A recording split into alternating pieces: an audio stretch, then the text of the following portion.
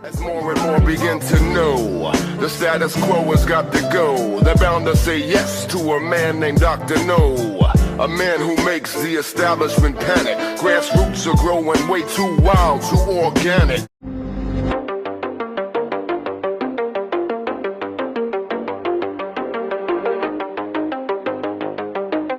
So a U.S. official told the New York Times on Thursday that the Pentagon will begin training Ukrainian pilots on F-16 fighter jets inside the United States, and that could start as early as September. The U.S. initially said that the training would only be conducted in Europe unless the countries leading it, the Netherlands and Denmark, reached capacity. So, this whole time since President Biden gave the green light for this whole F-16 plan back in May, the U.S. was saying that the Europeans were taking the lead. They got it covered. Don't worry about it.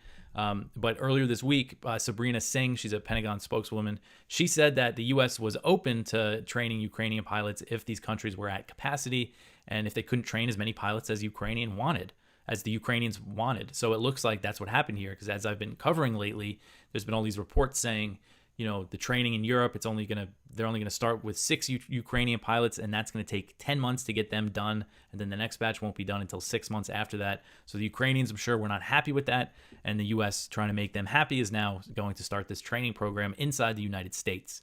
And they've done other trainings for Ukrainians inside the U.S. I know there's been some general training, but they also train them on the Patriot missile systems inside the United States. So this U.S. official said that the training would start with English lessons in Texas, followed by months of flying lessons in Arizona. So earlier this year, the Air Force concluded that at least some Ukrainian pilots could learn to operate F-16s within 4 to 5 months. But it's not clear how long the full training process will take inside the United States. Even if, say, the training in the U.S. only takes 4 months, which I doubt it'll be that quick, that means Ukrainians still are not getting these planes, not getting their first F-16s until next year. And so far, the Netherlands and Denmark are the only 2 countries that have pledged they will give F-16s to Ukraine. But I'm sure, especially seeing this, and this is another thing I've suspected, that the U.S. is probably going to end up giving them F-16s as well. They just haven't announced it yet, but they also haven't ruled it out. Florida Governor Ron DeSantis said on Wednesday night that he would send the military into Mexico to fight drug cartels on day 1 of his presidency if he wins the 2024 presidential election. So this was at the Republican presidential debate in Milwaukee. DeSantis was asked if he would support sending in U.S. Special Forces to take out fentanyl labs and other drug operations inside Mexico. And he said very enthusiastically, he said yes, and that he would do it on day 1. He said, quote, "We have to reestablish the rule of law, and we have to defend our people. The President of the United States has got to use all available powers as Commander-in-Chief to protect our country," end quote. He also claimed that cartels are killing tens of thousands of our fellow citizens, and he's referring to drug overdoses there. And he said that he would treat them as a foreign terrorist organization. So taking military action across the border would dramatically expand the decades-old failed war on drugs, but this idea is becoming, the idea of invading or bombing Mexico in response to the large number of overdoses in the United States is becoming increasingly popular among Republicans. Other 2024 hopefuls have called for military action against cartels, including the frontrunner, former President Trump. They want to bomb away, this problem. And earlier this year, Senators Lindsey Graham and John Kennedy introduced a bill to designate Mexican cartels as foreign terrorist organizations, and that bill has a total of 6 co-sponsors. And Graham said that the purpose of this legislation was to set the stage for military intervention in Mexico. So, and this other bill that was introduced also this year was introduced by Dan Crenshaw in the House, and he's a total neocon Republican from Texas. And his bill would authorize the president to use military force. It's an AUMF. And it's very open-ended. You could interpret this in a lot of ways. I'll read what the bill says. It would give the president the authorization to use force against, quote, "those responsible for trafficking fentanyl or a fentanyl-related substance into the United States or carrying out other related activities that cause regional destabilization in the Western Hemisphere," end quote. So that could be used for all sorts of things. And a lot of times, they blame China for the fentanyl. So, who knows how far that AUMF could go. So that was introduced. I doubt that it's going to come up for a vote this year. But again, it's just becoming increasingly more popular, this idea. Crenshaw's bill has 21 co-sponsors. And what's unfortunate is that a lot of the Republicans that are calling for this, that are co-sponsoring this type of legislation, not Crenshaw and Graham, obviously, they're total warmongers. But a lot of the other ones are, some of the more America First type Republicans who think we should not be involved in Ukraine, they support this. So it's just not good. So BRICS has invited six new members to join the bloc in the most dramatic expansion since it was formed. And this was announced by South Africa's president on Thursday, which was the last day of BRICS 3-day summit in South Africa. So Saudi Arabia, Iran, the UAE, Argentina, Egypt, and Ethiopia were invited to join BRICS as full members starting in 2024. The admission of the nations will more than double the size of BRICS, which is currently 5 countries: Brazil, Russia, India, China, and South Africa. The 5 BRICS nations account for over 40% of the world's population, and the bloc is viewed as a counterweight to the U.S.-led global economic order.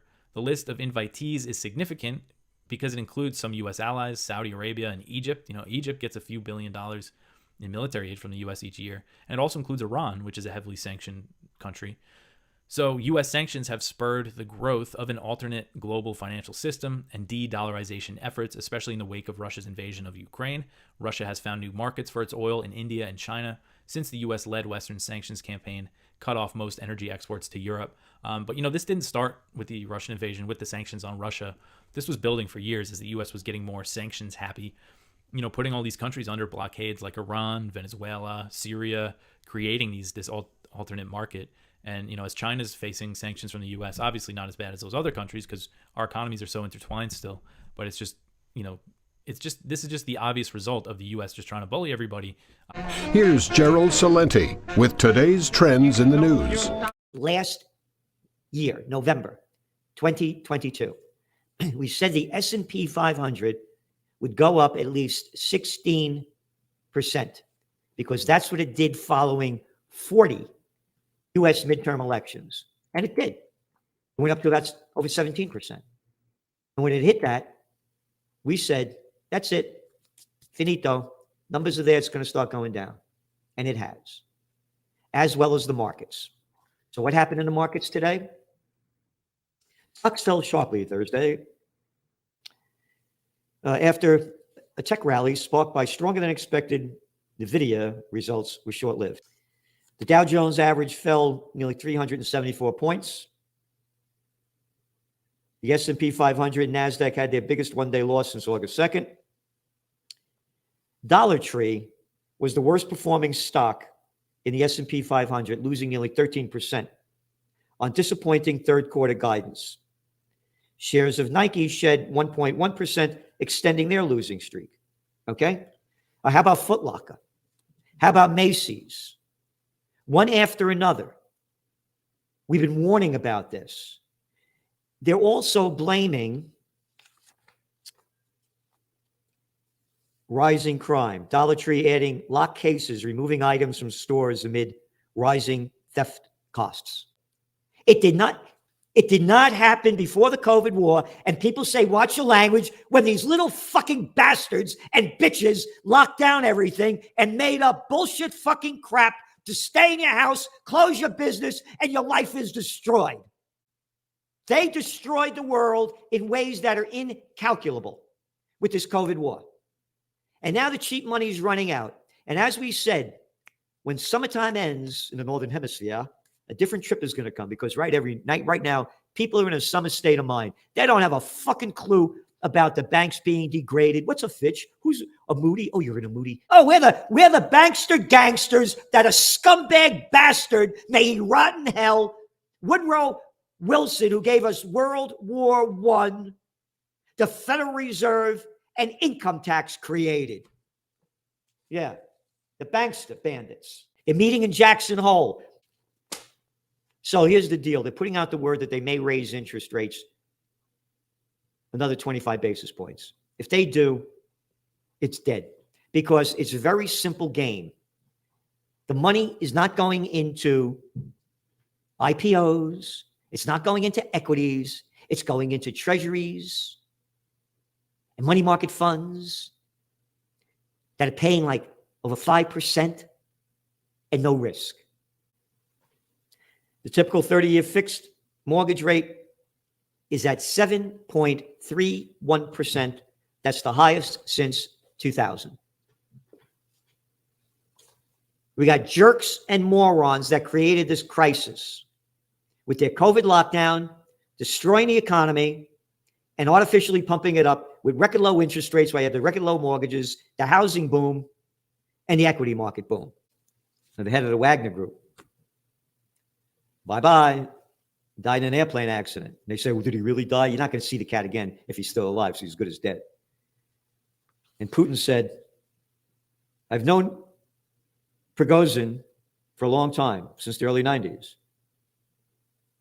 Talented businessman with a complicated fate who made serious mistakes in his life. Remember the coup that they tried that didn't go very far? And Putin said, don't worry about it. It's all right. We're still friends. Yeah. Hey, don't worry about it. Gone. And Putin also said, attempts by the West to maintain its hegemony were the key cause of the conflict in Ukraine. Russian President Vladimir Putin claimed at the BRICS group nation, where he rejected the idea of exceptionalism. Quote, we are against any hegemony. The notion of exceptionalism promoted by some nations and the policy of neocolonialism is derived from that claim. Exceptionalism. Remember who was selling the exceptionalism line? The Nobel Peace of Crap Prize winner. So here's the clip of the guy selling exceptionalism. But what makes us exceptional is not our ability to flout international norms and the rule of law. It is our willingness to affirm them through our actions. A lot of people talk about American exceptionalism. I'm a firm believer in American exceptionalism. You know why I am? It's because of folks like this. It's because we don't run and hide when there's a problem. It's because we don't react to our fears, but instead we respond with common sense and skill and courage. That's the best of our history. Not fear, not hysteria, not misinformation. We react clearly and firmly even when others are losing their heads. That is bullshit. Bullshit. Obama bullshit. Yeah. You're a murderer. Look how many countries you got into. Fear and hysteria, that's all they sell. Oh, misinformation? You mean the bullshit that the government throws out? And if you don't swallow it and believe something else, it's misinformation? And that's what Putin's talking about. Who the fuck are you to call America exceptional? Exceptionalism. What's your favorite war, Obama? The Vietnam War? No, I like the Korean War. No, the first Iraq War. Oh, the Afghan War was a lot better. I love the Iraq War. And I got rid of Gaddafi. And I want to get rid of Assad. Your daily dose of liberty education starts here. The Tom Woods Show. Using different words to describe evil doesn't make it not evil anymore. So that's the short version. As you say, the terminology scares people, but all it really boils down to is that everybody should be bound by the same moral rules. And if you put it that way, well, almost everybody accepts it. Yeah. They don't even notice that they have in their brain an exception for this thing called authority. It's like, well, of course, morality applies to everybody and nobody should do this, nobody should do that. Like, well, what about when they legislate it and call it taxation? Well, we need that. Like, they don't even notice in their own belief system that they have this compartment, which is 100% of a result of them being taught to believe this. They have this compartment that says, well, those people, when they do these weird rituals and scribbles and call it legislation and stuff, not only is it okay for them to do it, but it's necessary for them to like rob the rest of us and violently dominate everybody. And so most people, I think, are voluntarists just naturally, but they have this big exception that they've always just accepted without question, that's what I did until I looked more closely at it and said, but why does this not apply to those people over there who, like, we all know they're like the worst people in the world? Why would you give the worst people in the world an exemption from morality? That doesn't seem like it would lead to good things. Yeah, and then so many of these folks, of whom I used to be one also, start making the same arguments the regime itself would make. They start echoing the arguments of their own oppressors, which is an indication of the ultimate victory for the other side. And there is some of that, by the way, reflected in this film, which I want to get to now. So it's Jones Plantation. When you're somebody like you who has written about big and important ideas, it must be very tempting to write the 40-page John Galt speech and have one of the characters deliver it. You resisted that temptation. Not entirely. I partially resisted it. And then the reason there's a director who knows how to direct is it's his job to say, that's awesome, make it about a third that long. Yeah, okay. And so even... Well, I'll tell you what my favorite speech... Okay. We'll just put it this way. Again, I don't want to spoil too much. But somebody figures out the nature of this regime. That at its root, it's not really all that different from what it used to be. And he does his best to try to convey this truth to everybody. And he says, look, we're just choosing between two masters. This is not a real choice. And nobody wants to hear it. You think, oh my gosh, it's speaking right to me. Yeah.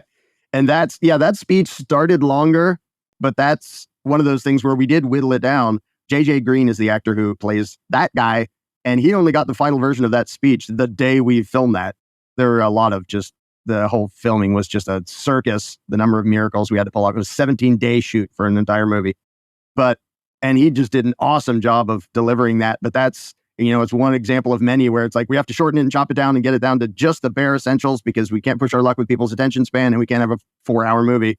So, and he did an awesome job at being that character. Did you have any concerns that what we might call a woke audience would be unhappy, that they would say you had appropriated the experiences of American slaves in order to make your crazy libertarian points and that that's not allowed? People are going to do that. And the funny thing is, these days, so many people are like so on edge and careful about like, oh, you can't say anything that can be misconstrued. Like they can misconstrue anything they want. And because I would only allow a director to do this who was on the same page with the message and everything. And so the first part of the answer is we just don't care if somebody's going to go, I'm offended because blah, blah, blah, blah.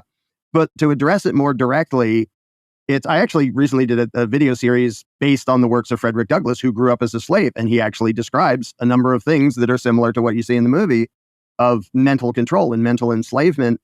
And people can fish for a reason to be offended if they feel like it.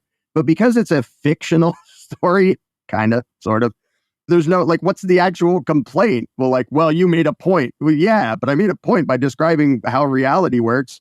If you don't like pointing to evil situations to demonstrate how evil actually accomplishes what evil accomplishes, that's your problem, not mine. And so if anybody doesn't like me depicting these, take it up with Frederick Douglass because he describes a lot of the same manipulations because they're universal. The state of being of most Americans on a day-to-day physical level, obviously the suffering and injustice can't be compared in degree to chattel slavery, but the methods are the same. The mentality is the same. The manipulations are the same. They tweak it here and there and they change the details, but to not be able to understand how power-happy psychos play their game, I think that is the biggest challenge. And that was the goal of making the movie is I want normal people to get a glimpse into how villains in real life actually do this stuff. Not cartoon villains, not comic book villains who cackle maniacally and wring their hands and just randomly do evil stuff for no apparent reason and are obviously evil. In real life, how do evil things happen? And I want people to watch this movie and go, holy smokes, not only is that believable, but I'm not sure I wouldn't have fallen for it if I wasn't there myself.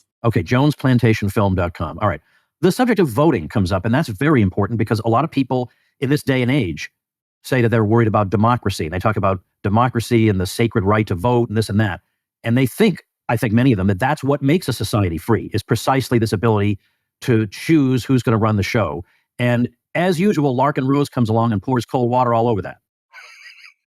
Yeah, this movie hits that hard and hits it in a way that, again, because you're watching it in the setting of a fictional story, you can't not recognize that's a clever move for them to do that, for them to pretend they're free and let them choose between two oppressors and slave masters. And then you get the behind the scenes version of them discussing what they're actually accomplishing, what they're doing. So people can watch it and they can go, well, I don't think that's what's happening today. Okay, but do you recognize why that would totally be a clever and effective means in the setting of the story? And everybody has to go, yeah, that would work. That's a clever thing. And then you can try as hard as you want to pretend that that's not what they've done to you your whole life about democracy. But once someone has that picture rattling around inside their head, one of the things I most hope happens is people watch the movie and then the next time they see a political campaign ad, they go, oh, man. Well, by the way, we're right on the plantation. Alex Jones kind of set the internet on fire, which he remarkably still has the ability to do, even though he's been kicked off almost every single platform. Where he said that they're locking you down. They're coming back to your homes. You're going to have to go back. He claimed that he had insider information, that he had talked to some very high-level people at the TSA, and they had told him that by, I believe it was October, masks were coming back on planes, and then after that, to be prepared for 2020-style COVID policies. Now, initially, I must say, I didn't put too much stock in this. Alex Jones, I know it's kind of popular in dissident circles these days to talk about what Alex Jones got right.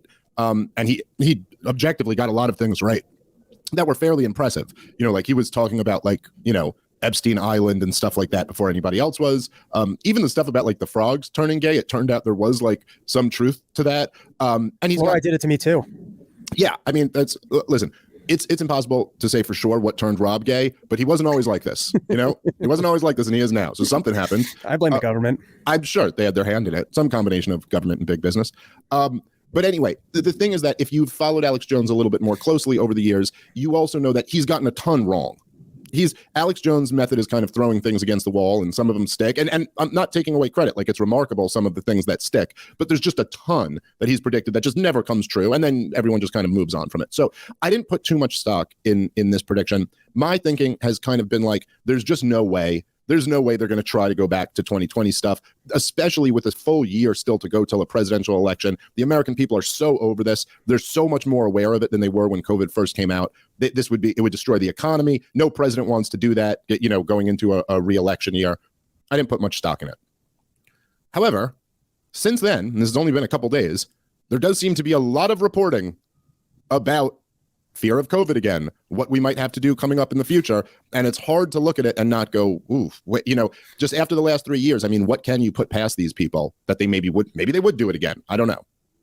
How are you feeling about this? I think they'd love to do it again. I can't foresee that they could possibly get away with it. I just don't think people are going to go for it. It seems a little too far out from the election that they want everyone at home again to maybe try and pull some stunts. Also, unless they really messed up with the vaccine, that there are some odd changes to the actual virus, like it mutated in weird ways, or the vaccine has actually lowered immunity. I can't imagine we're going to be in a situation where it's so dangerous that we have to actually shut down. And I think people will see through it. Never forget, they need propaganda. That's why they have propaganda campaigns, because they recognize that that's an important element to all of this. So without that, I don't know how it works. And they also, they can't propagandize people to it can get back to normal, because we all did it. We went through the whole thing and we got back to normal by just going back to normal. Yeah. It had nothing to do with their strategies at all. It had nothing to do with the lockdowns. I mean, we couldn't have more certifiably proven that every idea that they had and every authoritarian piece of power that they took to impose upon us, they were just wrong, start to finish. Yep. I don't see it maybe I'm just wrong and I'm too hopeful that people aren't absolutely retarded. Like, maybe I think that they're just a little bit above that. And I also just think, I just don't see them possibly being able to spin it or sell it again. And that's not to say that they won't try, or maybe they're going to make a push to just try and sell the latest boosters for a short chunk of time. I don't see substantial shutdowns or mask wearing. I just don't think it will fly. Yeah, I tend to agree with you on that. Yeah, it's the current, this guy currently sits on the Pfizer board. He used to be the head of the FDA. It's pretty incredible that you get to go back and forth between those two offices. Hell, you can even work at the NIH and be getting payments direct from these people. So it is pretty incredible, the revolving door that exists in the pharmaceutical industry. But here he is, and you would think that people would at least even just take issue with being able to go back and forth between those two positions. But here he is selling the latest booster. For a look at some health concerns on the horizon as we approach the end of summer, including a rise in COVID cases and questions about updates to vaccines, we're joined now by former FDA Commissioner Dr. Scott Gottlieb. He also sits on the board of Pfizer, and it's great to have you here in person. Really is amazing, just even the way they introduce that. Yeah, like both of those. That sounds corrupt as shit.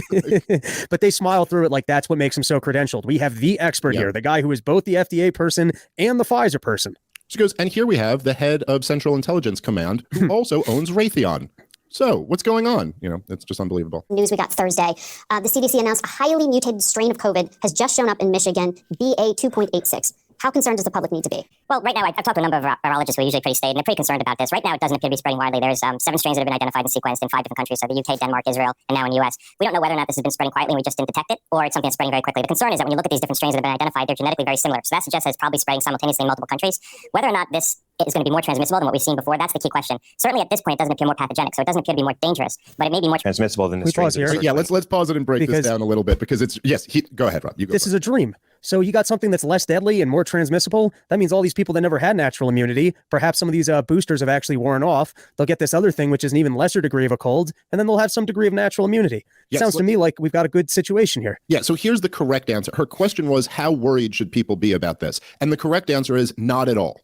There's no reason to be worried at all. Even by what this guy is saying, there's no reason to be worried, okay? All indications suggest that these new variants are no more deadly and possibly more contagious. So it looks like the trend of less deadly and more contagious is continuing, which, by the way, is the positive trend. That's what we're hoping for this whole time. And luckily, fortunately, some of the kind of beauty of the way life all works is that it's also beneficial for viruses to evolve this way. The more contagious they are and the less deadly, then they have more hosts they can spread, and they don't end up killing their hosts before they can spread on. Also works out better for us. But the fact is that you're talking about strains now that are less deadly than the Omicron strain was. What you're talking about, if you're in terms of like, should people be worried?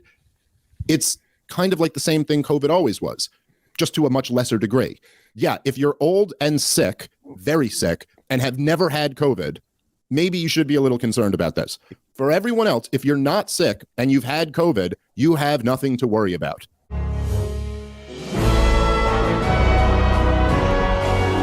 And there was a meeting with the people, Brits, and they have 5 countries that got together, Russia, China, India, South Africa, and another one more. And they're trying to compete with the dollar because they're sick and tired of our foreign policy and our economic policy, us throwing our weight around because we print the money and we dump it on them and that sort of thing. But it's been building and it's still building, so this is why BRICS exists. But they've concluded that meeting and they said that they're going to add 6 new countries to this. So that's a big deal. It doesn't mean that tomorrow all of a sudden the dollar is gone, because I don't think it's going to go that fast, but it's significant. I think it has historic significance that they're letting us know, more than just the organization that has not moved themselves to a truly alternative currency, but it's in the wind and it will come eventually, not because they're going to be smart and have a perfect solution, but we're going to continue to undermine our dollar standard and our privilege we have usurped from the world, and that is managing the reserve currency of the world. Powell did make an announcement. Too much inflation out there. He didn't say this last years when interest rates were below zero, but now it's too much inflation. We're going to keep pounding away, and the way they solve inflation is to destroy the economy, because they think prices go up in a healthy economy, but prices go up when the monetary growth is too much and the money is being devalued. But traditionally under Keynesian economics and interventionism, that when they print too much money and the reflection of that too much money pushes prices up, the only tool they have is, well, we have to ruin the economy, decrease production, and then the prices will come down. Well, I tell you what, if people are hurting and you decrease production, maybe the prices are still going to go up because they're trying to correct something they did for many years, especially in the last 10 years or so. So they made that announcement, and he says, nope, we're going to keep pounding away. We'll raise those interest rates that we have to, but eventually the market will dictate policy. If the Fed won't raise interest rates, and like right now we have pressure from the market to raise interest rates, so that will last. But regardless of what's happening in South Africa or in Wyoming, it's all harmful to the dollar, and it's all on the long term give stimulus to gold. And that's the reason I do work with and partner with Birch Gold Group. Is probably one of the most famous songs in the history of the country. I even listened to the song, and it was an enlightenment to me. Well, first there was a philosophic message, and that's what caught everybody's attention. But it was also the type of music that I don't listen to that. It was sort of different. But what was great was there was a message in the music, and this is what has excited people. And it's been 2 days of no advertisement, not dealing with any promoters or anything. It's skyrocketed to the top of the list, and there has to be something significant about that. Chris, what I'd like to do is boil it down to what is the big thing here? Why is it so popular? And my answer is the people are starved for truth, and there was some truth-telling in this song, and the people loved it. Chris. That's right, Dr. Paul. And as you've said over the years, we do live in an empire of lies. Part of being an American is being constantly bombarded with propaganda. And Oliver Anthony just cut through it like lightning. He exposed the empire of lies. And in just the first few words, when I first heard it, I knew it was going to be good. I mean, you could feel the song, And as you mentioned, it shows what people in America really think, beyond all the lies and the propaganda. And millions and millions have listened to it, I'm sure, many times, more than once. I listened to it more than once. And it shows, it's very encouraging that people are aware that they're not alone.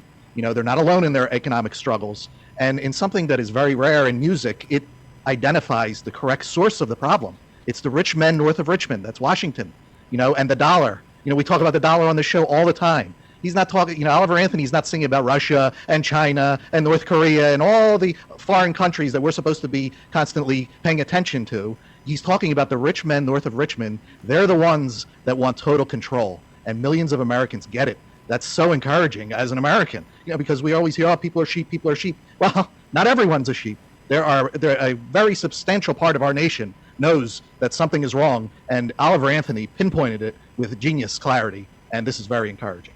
It reminds me of something Ronald Reagan told me. I was attending the Gold Commission report, and that would have been 1981.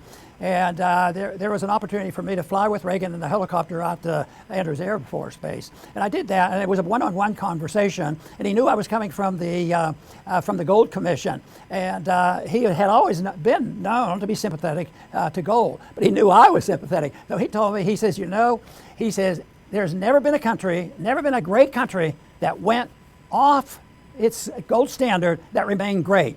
That was pretty prophetic, because right now that is exactly what we talked about in the introduction, is the loss of a statement of a great country that drifted away from it. There were no restraints on them no restraints on printing and deceiving people about money and all the distortions that it causes, how it develops and creates the welfare warfare state. So I always remember that as being very prophetic, and that Gold Commission didn't accomplish very much, but one thing that happened, we started at least minting, which is a proper government function, minting gold and silver coins, which is supposed to be the only legal tender that we use. So step by step, in 1976, we also canceled out about 43 years of illegally owning gold. If you bought gold, it was illegal, and that was changed. So those things are happening, giving people more of a chance. Now, they'd like to cancel everybody who is going to tell the truth about the empire, but I tell you what, when it breaks loose, it's like a fire. They can't stop it.